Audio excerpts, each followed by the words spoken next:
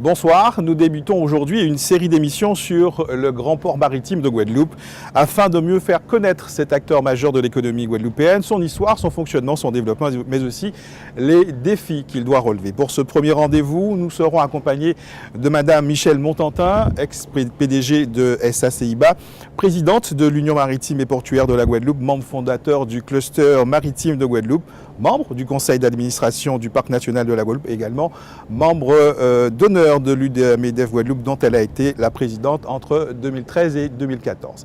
Également pour nous accompagner, M. Amédée Adélaïde, chef d'entreprise, président du port de 1995 à 2005, ancien président de l'Union des moyennes et petites entreprises, membre puis président de la Chambre de commerce et d'industrie de Pointe-à-Pitre, c'était entre 1991 et 1997, et également ancien président de la Société immobilière de Guadeloupe. Également avec nous, bien évidemment, M. Yves Salin, président du directoire du Grand Port Maritime de Guadeloupe depuis 2014. On commence par vous, M. Salin. Guadeloupe Port Caraïbes a été primé le 8 novembre dernier au concours de l'Union des ports européens sur le thème de l'implication des ports dans l'art et dans la culture. C'est une distinction qui est importante pour la communauté portuaire? Oui, c'est une distinction extrêmement importante, au moins pour deux raisons.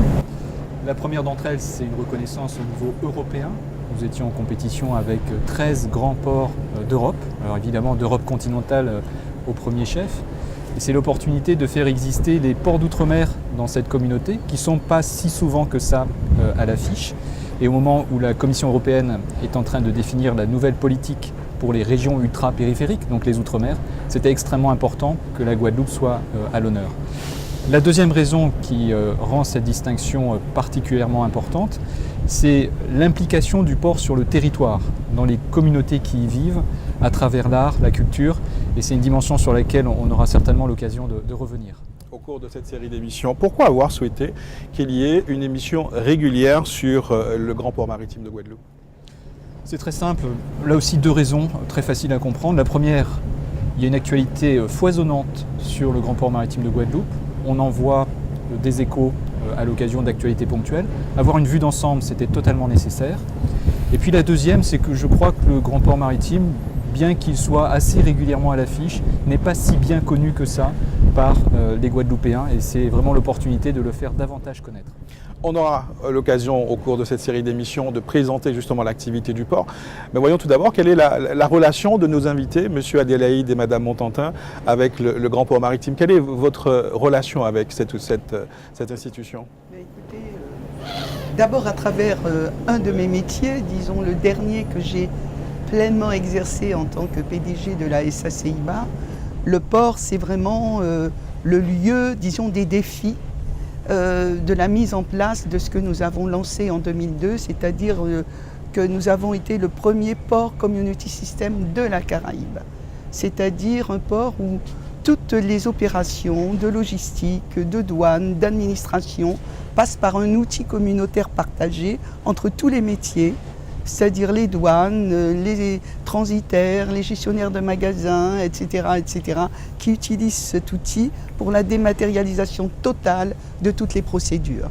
Donc ça a d'abord été professionnellement, évidemment, un terrain d'exercice passionnant, et puis ensuite à travers l'UMEP, qui est l'Union maritime et portuaire de la Guadeloupe, qui existe depuis près de 30 ans et qui a pour mission de promouvoir son port, et de faire en sorte que toutes les professions qui travaillent sur ce port travaillent en harmonie et en tout cas de travailler à faire en sorte que ça se passe le mieux possible dans l'intérêt de tous. Vous êtes donc l'un des partenaires du Grand Port Maritime de Guadeloupe. Monsieur Adélaïde, vous êtes aussi l'un des acteurs du développement de ce port puisque vous en avez été le président. Pour moi, point 3, d'abord, le port est dans la ville. C'est comme ça qu'il a commencé. Et donc, tous les Pointois ont une relation particulière, historique, si j'ose dire, avec le port de la Guadeloupe. En tant que Guadeloupéens aussi, puisque, comme vous le savez, nous sommes une île et même un archipel. Et donc, le port est un moyen de communication, que ce soit de passagers, que ce soit de marchandises. C'est un acteur incontournable de la vie de la Guadeloupe. En décembre 2015, le port Guadeloupe, port le Caraïbe, fêtait ses 40 ans et a offert aux Guadeloupéens un grand show nautique. C'était sur le plan d'eau de la Darse, à Pointe-à-Pitre. Pour l'occasion, un film retraçant l'histoire du port a également été projeté au cours de ces festivités. Je vous propose de voir ou de revoir ce film, une plongée à travers l'histoire des ports de Folens, de Basse-Terre, de Jarry et de Pointe-à-Pitre, à la rencontre de certains acteurs de cette épopée. Nous célébrons cette année les 40 ans du port de la Guadeloupe. Mais notre histoire maritime et portuaire remonte bien avant, au début du XVIe siècle, avec l'arrivée des premiers bâtiments transatlantiques en Basse-Terre, jusqu'au port du petit cul-de-sac marin dans le bourg du Morne renfermé, bien à l'abri de la houle et des alizés, ce qui faisait déclarer à l'amiral Boué de la Paire: la sécurité de ce port est si grande que l'on peut éteindre les feux des navires, ce qui les rend plus habitables et économise le charbon. Au fil des siècles, nos différents ports se sont adaptés aux besoins des populations et à l'évolution du commerce maritime, ont subi des mutations. Une épopée riche et passionnante que je vous invite sans plus tarder à découvrir.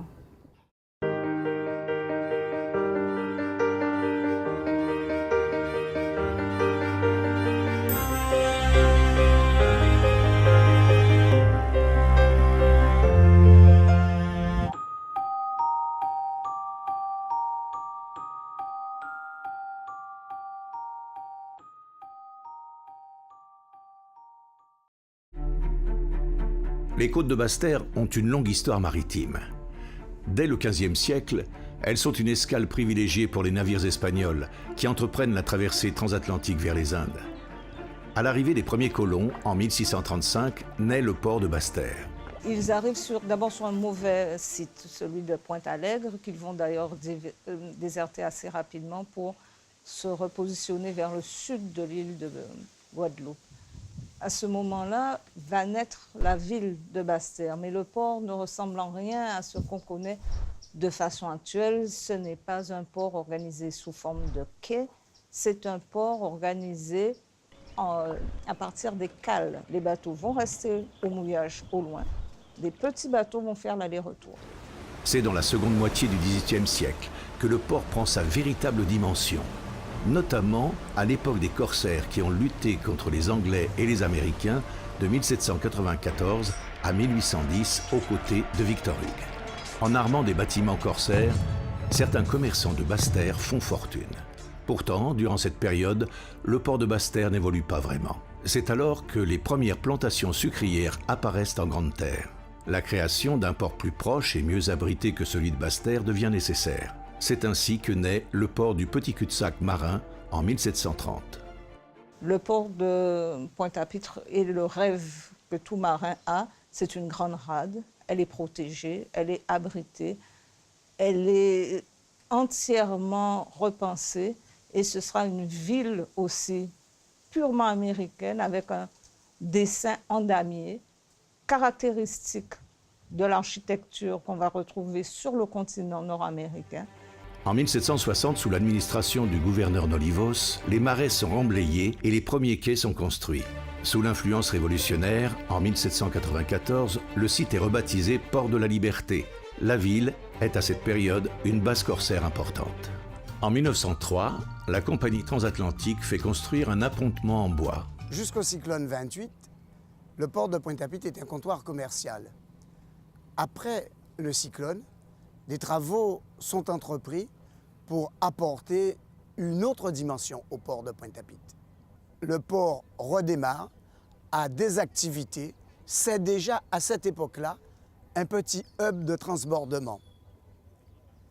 Arrive la Seconde Guerre mondiale qui met un brusque frein, un coup de frein d'arrêt à ce commerce qui était en plein développement.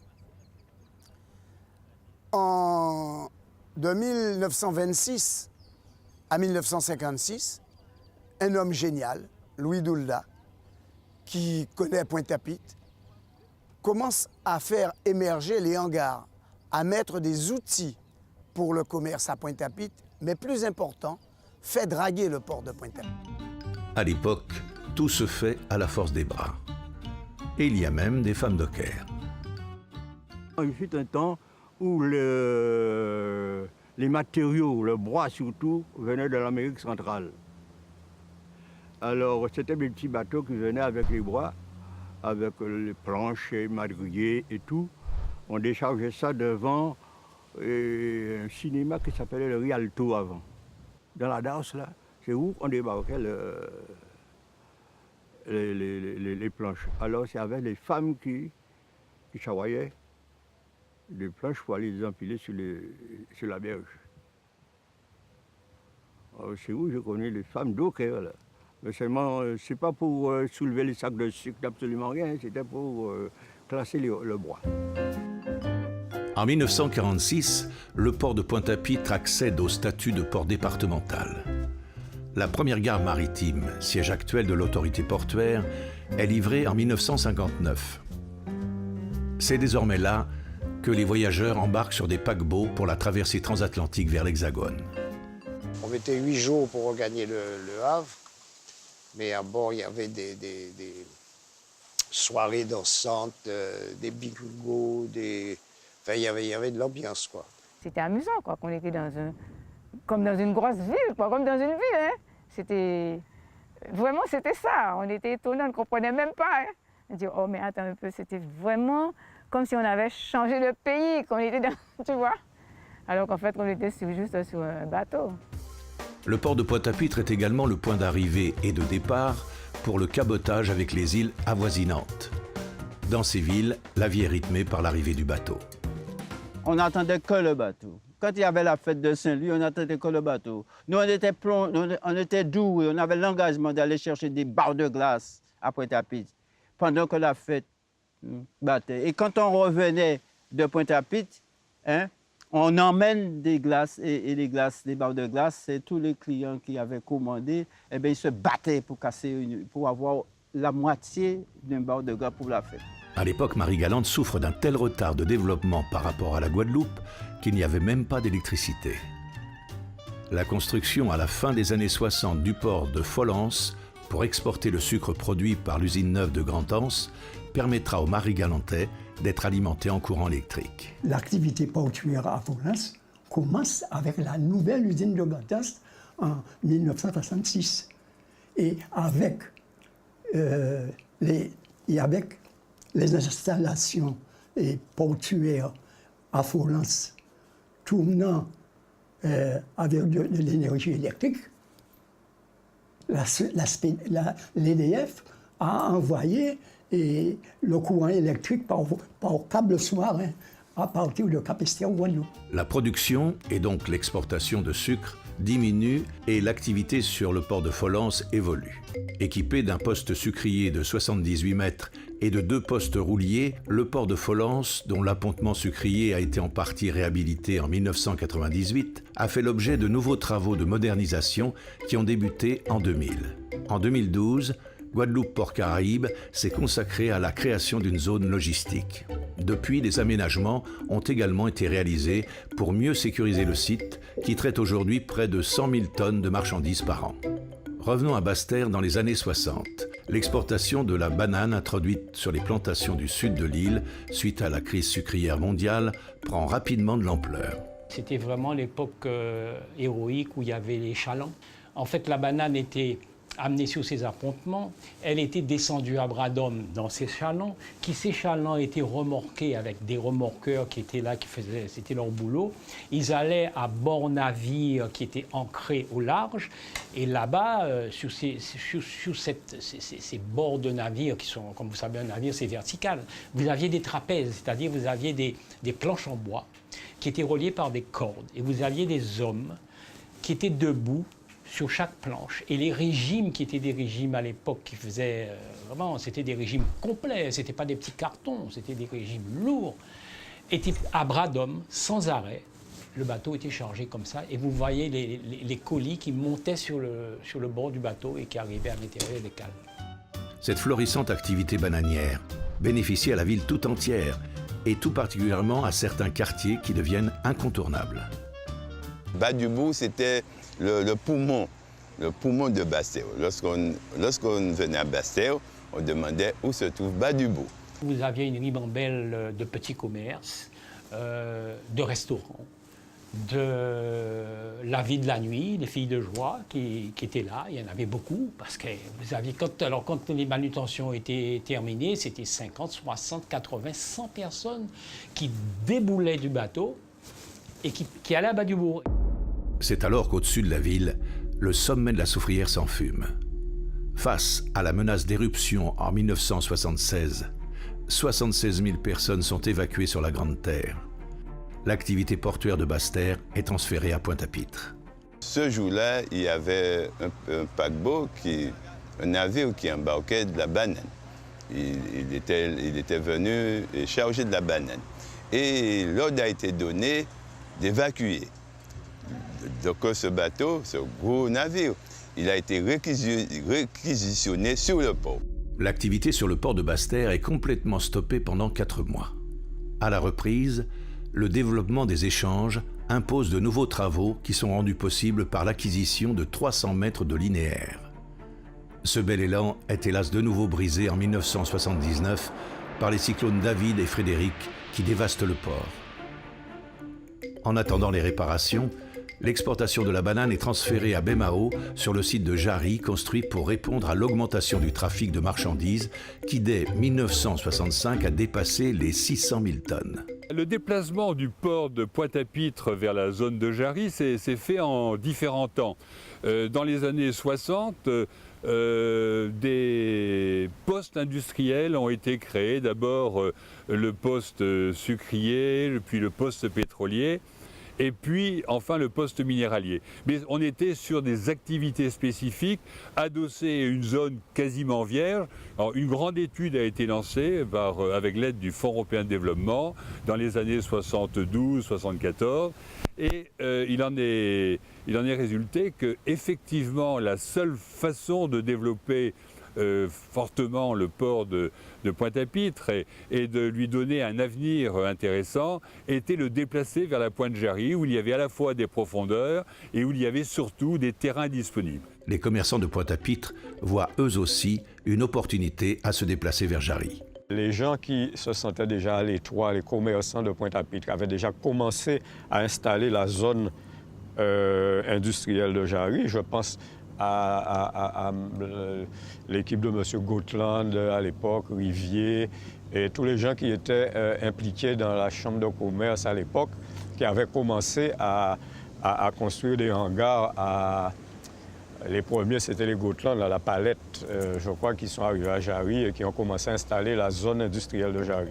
Alors que naît la zone industrielle de Jarry, sur le port, le terminal à conteneurs est mis en service. Les premiers portiques arrivent en 1980. Estimé à 1 500 000 tonnes de marchandises en 1981, le trafic sur Jarry n'a cessé d'augmenter. Il atteint les 2,6 millions de tonnes en 1991 et avoisine les 3,5 millions de tonnes en 2014, soit 90% du trafic total de la Guadeloupe. Cette évolution croissante nécessite des travaux d'équipement et de modernisation en permanence. Dès 2009, le port s'est doté d'un quai roulier. Les portiques qui servent au déchargement doivent être adaptés aux bateaux dont la taille augmente. Le port fait l'acquisition de 2 portiques nouvelle génération en 2006, puis d'un 3e en 2010. En face, sur l'ancien port de Pointe-à-Pitre, le trafic cabotage avec les îles du Nord et du Sud de l'archipel est maintenu. Pour améliorer le confort des passagers, une nouvelle gare maritime interrégionale a été construite à Bergevin en 2002. C'est également ici qu'est implantée la base de réparation des grands yachts. L'activité yachtine a en effet bien évolué. Ville d'accueil de la désormais mythique route du Rhum, Pointe-à-Pitre a vu grandir le port de plaisance de la Marina, dont la gestion est confiée au port autonome depuis 1977. Les marinas de Bas-du-Fort ont créé, puisque le site s'implantait, il y avait l'entrée, c'était bien protégé, il n'y a pas de digue à faire. Et de là, la marina a démarré comme ça. Et la marina de Bas-du-Fort, maintenant, c'est une des plus belles marinas de la Caraïbe. Mais il y a eu du boulot, quoi. Il y a eu du boulot. Le port de Pointe-à-Pitre reçoit de nombreux bateaux de croisière et le nombre de croisiéristes est passé de près de 90 000 en 2010 à 300 000 pour la saison 2013-2014 sur l'ensemble de l'archipel. À Basse-Terre, dès 1993, le port est équipé d'un poste de croisière. Depuis 2010, Guadeloupe Port Caraïbes a lancé un programme de travaux pour l'aménagement de l'interface ville-port. La dernière réalisation est la gare maritime inaugurée en 2015. Elle offre aux passagers empruntant la navette vers les Saintes un plus grand confort. Les manutentionnaires se sont spécialisés dans le trafic de marchandises en vrac et ce sont plus de 60 000 tonnes de marchandises qui sont traitées par le port de Basse-Terre. En 2012, le port autonome devient Grand Port Maritime. C'est un décret du 2 octobre 2012 qui a fixé les conditions de la transition entre port autonome et Grand Port Maritime, connu sous l'appellation Grand Port de la Caraïbe. Ce décret a fixé les conditions de la modification de la gouvernance par le passage d'un conseil d'administration et d'un directeur à un conseil de surveillance et un directoire. Le conseil de surveillance donc assure ou définit la stratégie et le directoire assure le management au quotidien du port autonome. Parallèlement ont été créés un conseil de développement portuaire qui a vocation à s'assurer à approuver cette stratégie et un conseil de développement interportuaire entre la Guadeloupe, la Martinique et la Guyane pour assurer une coordination entre ces trois départements de la Caraïbe. Guadeloupe Port Caraïbes mène une politique d'investissement et de développement sur l'ensemble des ports de l'archipel pour répondre aux besoins économiques et à la modernisation du secteur du transport maritime. On est sur le site de Pointe-à-Pitre et en face de nous, on a Jarry. Alors Jarry, ce n'est pas le nouveau port, c'est le port des années 70-80. Mais on attaque une nouvelle étape de développement du port. C'est le port nouvelle génération qui est en face de nous. C'est un port qui va permettre d'accueillir de plus gros navires parce que l'évolution du commerce maritime est marquée par cette croissance continue des navires. Donc les travaux qui ont démarré en début d'année, ce sont d'abord des travaux de dragage avec l'approfondissement jusqu'à 16 mètres de profondeur pour le chenal. Auparavant, c'était 12 mètres. Et puis l'aménagement de quais plus profonds, adaptés à des porte-conteneurs de nouvelle génération, ceux-là même qui sont aujourd'hui dans le canal de Panama. Le port est en croissance depuis de nombreuses années, mais pour continuer cette croissance, accéder à un nouveau palier, il faut pouvoir accueillir cette nouvelle génération de navires. C'est ça que l'on cherche à faire, spécialement en matière de transbordement. Le transbordement, c'est des conteneurs qui arrivent en Guadeloupe et qui repartent vers d'autres destinations. C'est une sorte de plateforme d'éclatement des marchandises pour la Caraïbe.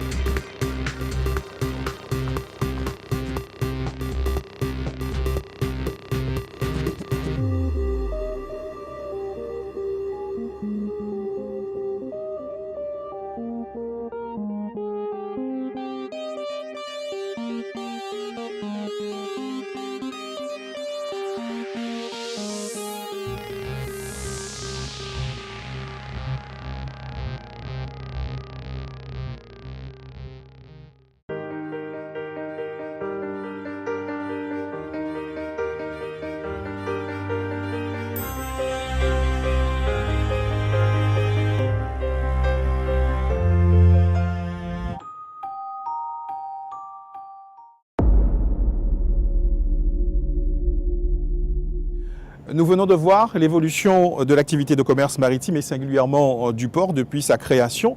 Nous parlerons dans un instant des défis que doit relever Guadeloupe Port Caraïbes. Mais quelle image ont les Guadeloupéens de cette institution? Nous sommes allés poser la question à quelques-uns d'entre vous dans les rues de Pointe-à-Pitre. Reportage. Quand on dit port autonome, je pense là-bas où on débarque croisière, tout ce de trucs. Et on va passer, bon, en fait, si on est au grand port, on est touristes. D'accord. Et nous, on est suffisamment touristes? Bon, en fait, on passe ça. Pour le moment, je pense que c'est bien. Il n'y a pas d'autre solution, c'est bien. Les gens peuvent partir en croisière, retourner, la surface est bien. Pour le moment, pour moi, c'est bon. Évidemment, on a le tourisme en Guadeloupe. Et j'ai entendu dire qu'il y en avait une partie des paquebots qui arrivaient à Basse-Terre. Bon, tant mieux, comme ça, pour la Grande Terre et la Basse-Terre, c'est bien. C'est plus équilibré. C'est plus équilibré, effectivement. Parce que les gens qui arrivent ici, s'ils veulent aller sur la Basse-Terre, ils perdent du temps. Parce que la journée, elle est courte quand il faut regagner le bateau à 17h. Ben, c'est une bonne chose. C'est une bonne chose. Oui, donc ça fait aussi venir l'économie de la Guadeloupe. Donc faire vivre l'économie de la Guadeloupe en quelque sorte. Eh bien, ce que vous en pensez, dites-nous, quelle image vous avez du grand port maritime? Personnellement, j'y vais rarement. Je ne peux rien vous dire de là-dessus. Économiquement, il y a beaucoup de choses à faire pour économiquement. Ah ouais, parce qu'il n'y a pas de travail, c'est tout ça pour les jeunes et il n'y a pas grand-chose.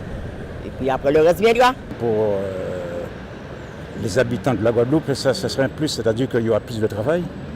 Il y aura un marché qui n'est pas négligeable, puisque il faut faire export et export. Et donc, c'est un débouché pour la Guadeloupe. Je pense qu'un nouveau port, c'est une nouvelle créative d'emploi, tout ça. Donc, je pense que c'est un avantage pour la Guadeloupe. Oui, on entend qu'il y a la grève. Pour les jeunes, ça peut être un débouché, bon, si on s'intéresse vraiment. Et bon, c'est chaque fois qu'il y a un changement de tête, qu'on entend parler, plus de l'exportation, importation, mais au niveau de la Guadeloupe, je peux dire que oui, ça peut apporter un plus par rapport au marché, mais c'est vrai qu'il y a beaucoup trop de marchés étrangers qui rentrent en Guadeloupe. Mais sinon, oui, ça peut rester une voie de débouché pour les jeunes. Le port, dans le port autonome là qu'ils sont en train de faire là, on aurait pu avoir plus de jeunes pour pouvoir, comment la dame vient de dire, une scout diplômée. Non, parce que même sans diplôme, pas forcément. Tu vois, même sans diplôme, sans expérience, pour pouvoir leur donner un travail, pour pouvoir avoir une amélioration en Guadeloupe. Qu'est-ce que tu attendrais? En fait, quel changement toi en tant que jeune tu vois qu'on peut faire pour le port? Eh bien, plus d'animation, plus de pub, voilà, pour attirer les gens. C'est pas que les gens qui sont dans le port pour venir, peut-être nous aussi, nous le public, voilà, pour mieux attirer, pour mieux découvrir qu'est-ce qu'il y a dans le port. On a vu la réaction de ces Pointois, de ces Guadeloupéens sur l'image qu'ils ont du port Guadeloupe Port Caraïbes. Ne pensez-vous pas, M. Salin, que le port souffre d'un déficit d'image? C'est toujours très compliqué, l'image de Guadeloupe Port Caraïbes. Est-ce que c'est une institution? Est-ce que c'est une entreprise? Il y a cette difficulté à stabiliser l'image parce que c'est un peu des deux, finalement. Aujourd'hui, il faut avoir en tête que Guadeloupe Port Caraïbes, c'est une petite centaine d'emplois. À l'échelle du port, c'est à peu près 1 millier d'emplois directs. Et à l'échelle de la Guadeloupe, c'est environ 12 000 emplois directs, indirects, induits. Donc on voit bien que les questions d'emploi, elles se posent à l'échelle de toute la structure logistique de transport et de valeur ajoutée autour du port, mais pas dans le port spécifiquement. Moi, ce que je retiens aussi du micro-trottoir, c'est cette envie de découvrir, cette envie de mieux connaître, cette envie d'être plus proche du port. Et je ne peux que souscrire à cet objectif. C'est aussi une des actions que l'on conduit. Madame Ententin, qu'est-ce qui a retenu votre attention dans ces réactions que nous avons recueillies?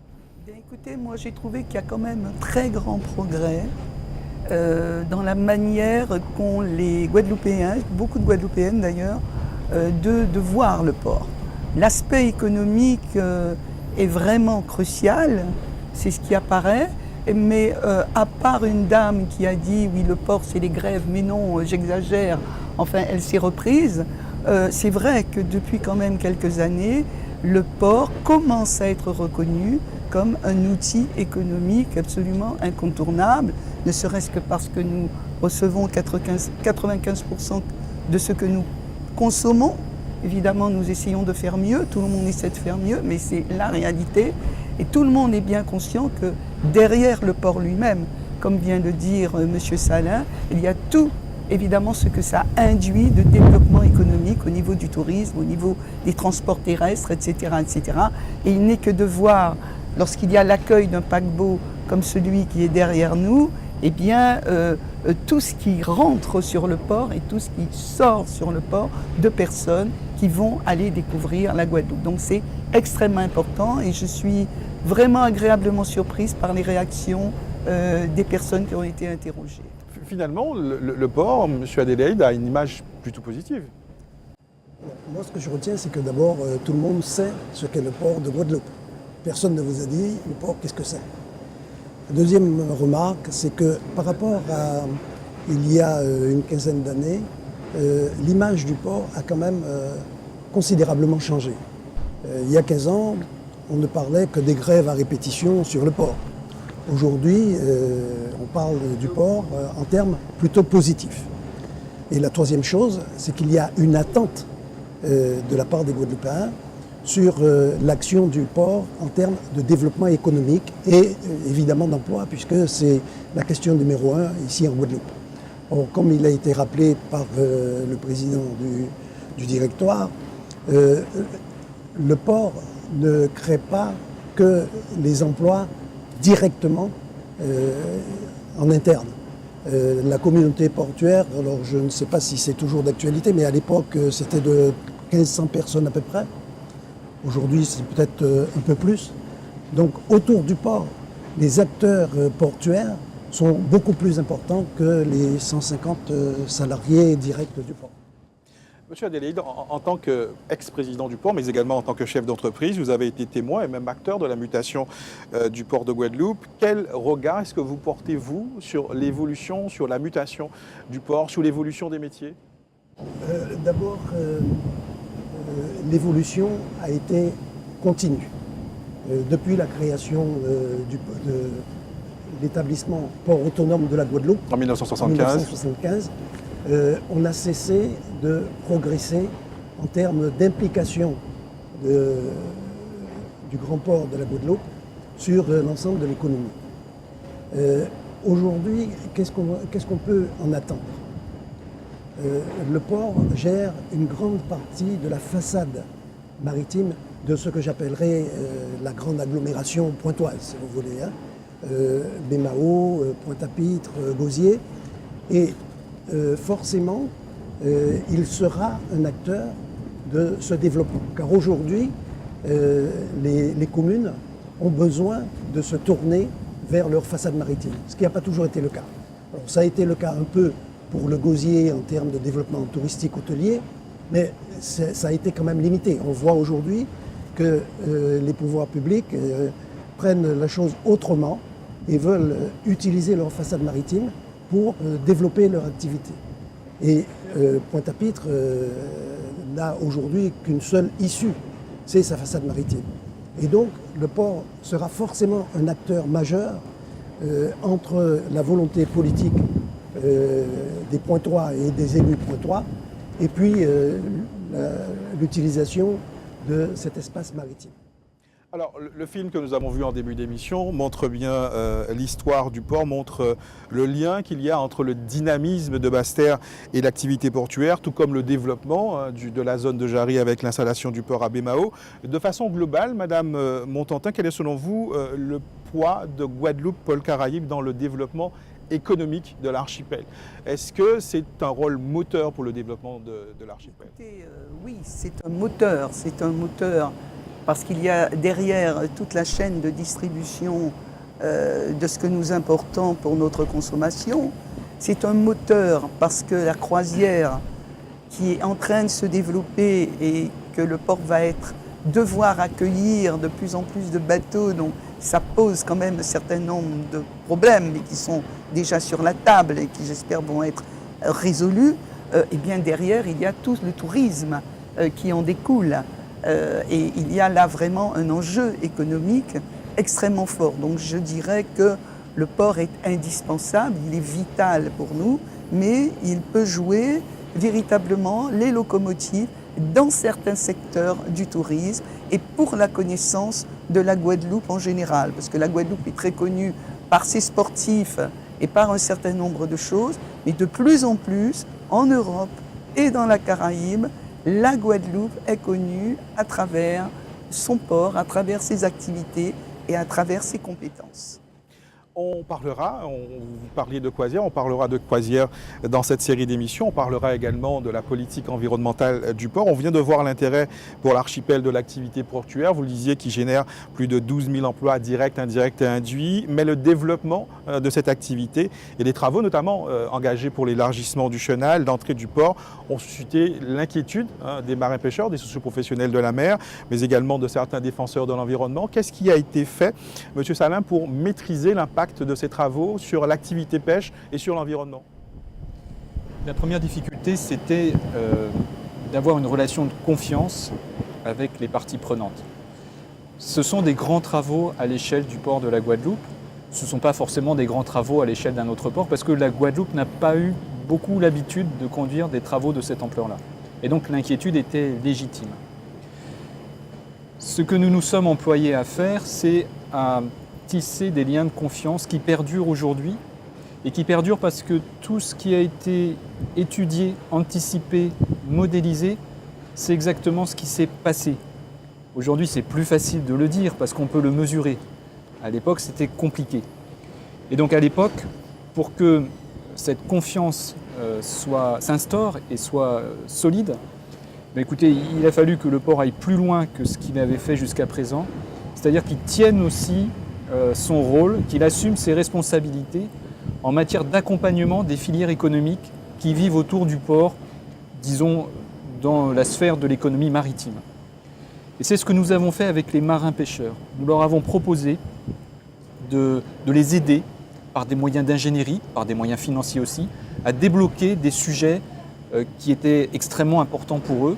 Et c'est ce que nous sommes en train aujourd'hui de faire avec la création de récifs artificiels, avec un très bon partenariat pour le réensemencement en poissons des fonds marins, avec la modernisation des dispositifs de concentration des poissons et plein d'autres initiatives.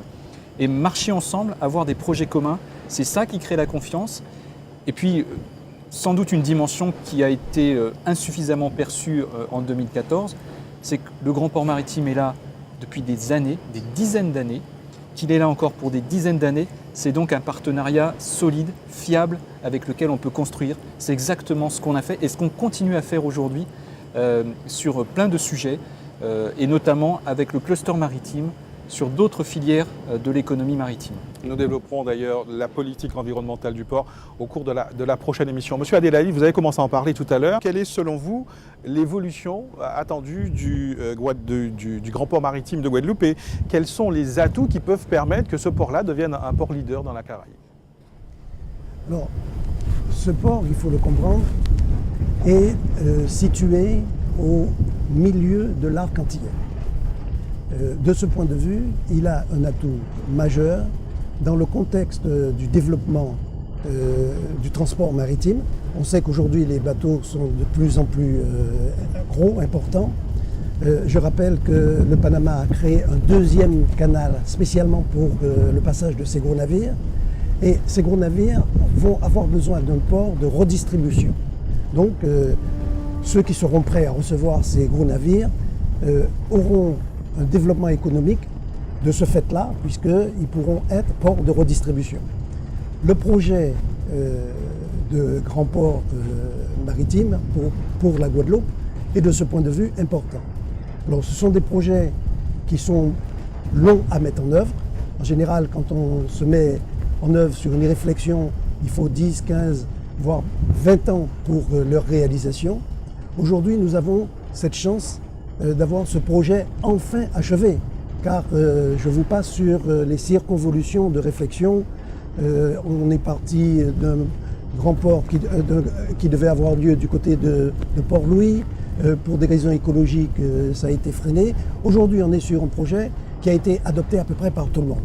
Il faut donc que les Guadeloupéens comprennent que c'est la chance pour la Guadeloupe d'avoir un développement économique qui lui permette précisément de répondre à l'attente des Guadeloupéens en termes notamment d'emploi. Madame Montantin, vous avez été PDG de SACIBA, qui est à l'initiative de Clovis, de BK également, la bourse électronique du cabotage caribéen. Ces solutions qui sont développées ici en Guadeloupe constituent-elles des atouts qui peuvent permettre au port de se positionner en leader face aux autres ports de la Caraïbe?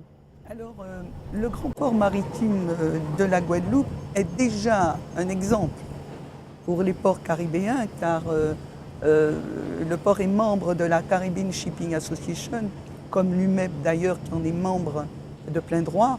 Et les résultats du port, il y a chaque année un concours et où l'on doit évidemment prouver, montrer ce qu'on a fait. Et le grand port maritime de Guadeloupe, pour 8 années de suite, a reçu des prix qui l'ont véritablement qualifié parce qu'il est un exemple. Il est un exemple au niveau de ses possibilités d'accueil, il est un exemple au niveau de la manière dont il traite les questions de protection de l'environnement, qui sont de véritables défis, mais pour la Guadeloupe tout entière. Comment se développer tout en protégeant cette biodiversité? Ce n'est pas que la problématique du port, c'est une problématique générale. Maintenant, M. Adélaïde a effectivement parlé du canal de Panama. Au départ, lorsqu'il y a eu ce projet de creusement du chenal, il y a eu véritablement une levée de boucliers parce qu'il y a eu certaines personnes qui ont lancé des images, nous allions être inondés de conteneurs. Non, la problématique était la suivante.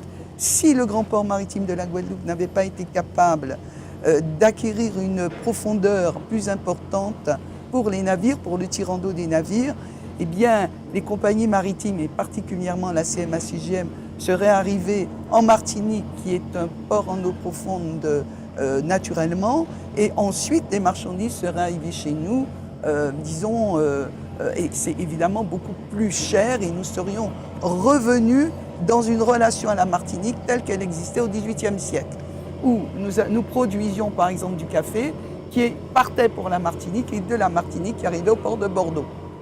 Donc voilà. Donc il y a véritablement une question vitale pour le creusement de ce chenal. Maintenant, effectivement, l'enjeu, c'est de continuer le projet, parce que le projet n'est pas totalement finalisé. Il y a encore beaucoup de défis, et pour pouvoir être prêt à toute éventualité. On a vu avec Irma et Maria comment du jour au lendemain, beaucoup de choses peuvent être bouleversées, et il y a aussi pas mal d'opportunités qui peuvent être saisies par le grand port si ces infrastructures lui permettent de faire une offre d'accueil et une offre de service. Quelle est justement votre stratégie, M. Salin, pour le développement du transbordement depuis le terminal de Jarry? D'abord pour dire que le transbordement, ce n'est pas une finalité en soi, c'est un levier. Je crois que Michel Montantin l'a très bien dit. Le sujet, ce n'est pas d'accueillir des millions de conteneurs. Le sujet, c'est de tenir un rôle principal, un rôle majeur dans notre région caribéenne et vis-à-vis de l'Europe. Donc le transbordement, c'est un levier qu'on utilise, mais le nerf de la guerre, c'est les infrastructures, c'est d'être un port extrêmement moderne, avec des tirants d'eau adaptés au marché des navires d'aujourd'hui. Et depuis 40 ans, la taille des navires ne fait qu'augmenter. Mais c'est aussi tout ce qui va avec, c'est un écosystème économique, je ne vais pas dire industriel parce que ce n'est pas tout à fait l'échelle de la Guadeloupe, mais économique. Et quand la Guadeloupe se déplace à la Caribbean Shipping Association, ce n'est pas le port qui se déplace, c'est la communauté portuaire, et je dirais même c'est le monde économique de la Guadeloupe qui montre ce qu'il est capable de faire, qui dit aussi dans quelle direction il évolue. Et je crois que ce rôle moteur, ce rôle d'impulseur d'orientation, il est fondamental. Je prendrai juste un exemple. Michel Montantin a parlé de la biodiversité. C'est un sujet qui écrase tous les autres sujets aujourd'hui en Europe continentale, qui en est à ses tout débuts dans la Caraïbe. À nous de montrer la voie. C'est une menace qu'on peut convertir en opportunité. C'est exactement ce que l'on fait depuis plusieurs années ici en Guadeloupe, dans le port et avec la communauté portuaire. Et c'est ce rôle moteur, ce rôle d'orientation des tendances et pour tout dire des schémas économiques de la Caraïbe qu'il faut qu'on assume pleinement. Pour clore cette émission, on va clore avec vous, M. Salin. Que sera le grand port de Guadeloupe dans quelques années? Laissez-moi rêver. C'est trop difficile de répondre à la question sinon. Alors, je vous dis qu'ici, on ne pourra plus tenir ce plateau comme on le tient aujourd'hui avec les bateaux de croisière, parce qu'ici, ce sera un mall, ce sera une promenade ouverte à tous les Guadeloupéens, qui sera un formidable lieu d'échange avec des restaurants, des bars, des animations, des spectacles de rue, tout ce que mérite Pointe-à-Pitre et la Guadeloupe en termes de front de mer, en termes de vitrine pour aller à la découverte du reste de l'archipel. Ce sera aussi un terminal à conteneurs et à marchandises extrêmement moderne, qui aura fait sa mue en termes d'énergie. On ne pourra plus continuer à importer du charbon, du pétrole. On sera passé à autre chose et ça se passera en face toujours, parce que c'est là que sont les infrastructures. Ce sera aussi un port archipel avec Folens à Marie-Galante, avec Basse-Terre, avec une capacité à proposer des offres calibrées selon les différents marchés, plus qu'aujourd'hui. Et puis ce sera un port de la nouvelle économie, avec dans les pas des signes précurseurs qui ont été donnés en 2002 par CEIBA en Guadeloupe, une numérisation au-delà des échanges, une numérisation de toute cette économie. On vient de décerner des prix dans le cadre d'un hackathon, un concours de développement d'applications numériques, où on voit que le potentiel est formidable, y compris sur la croisière, où on en est juste à installer un réseau Wi-Fi pour l'instant pour la croisière. Demain, on aura une capacité à proposer des offres touristiques en réalité augmentée, en exaucant plus facilement les souhaits de visite et de consommation, parce que le rôle économique reste là. Il s'agit de fixer de la valeur économique en Guadeloupe avec le port. On pourra le faire de façon beaucoup plus performante demain qu'aujourd'hui. Et dans un environnement, moi j'y crois complètement, qui sera de meilleure qualité en termes de biodiversité que ce qu'on a aujourd'hui. On est aujourd'hui lancé avec l'université, avec un certain nombre de start-up en Guadeloupe, sur des procédés de reconquête de la biodiversité. Moi, je suis convaincu que dans 10 ans, dans 15 ans, on sera à l'échelle, à grande échelle, en train d'implanter ces solutions pour consolider et reconstruire les récifs et aider aussi à avoir des stocks de poissons complètement différents que ceux qu'on connaît aujourd'hui. Voilà un panorama, vous l'avez vu, extrêmement large, mais qui symbolise assez bien la vocation du port, qui est sans doute dans son cœur de métier une vocation logistique, mais qui a surtout vocation à accompagner de nombreux développements nécessaires de la Guadeloupe, de tout l'archipel. Merci beaucoup, Monsieur Yves Salin. Je rappelle que vous êtes président du directoire de Guadeloupe Port Caraïbes. Merci également à Monsieur Adélaïde, entre autres, ancien président du port. Merci, Madame Montantin, ex-PDG de CEIBA. Merci à vous trois d'avoir contribué à la première de cette émission. C'est juste le premier épisode de l'épopée du Grand Port Maritime de Guadeloupe. La prochaine émission sera consacrée à la politique environnementale du port et donc nous pourrons développer plus largement ce dont nous avons parlé pour cette première. Je vous remercie de nous avoir regardés. On se retrouve dans un mois.